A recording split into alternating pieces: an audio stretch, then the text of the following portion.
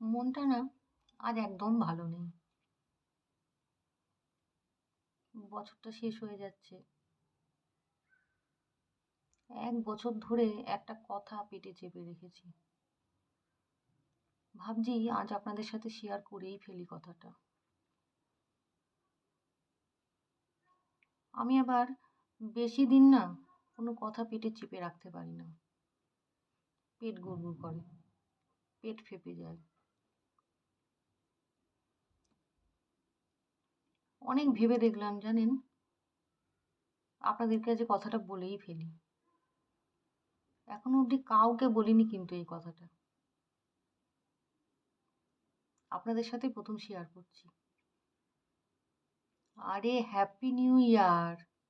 নতুন বছর আপনাদের খুব ভালো কাটুক, সুস্থ থাকুন, ভালো থাকুন। ব্যাস হয়ে গেছে। এবার আসুন।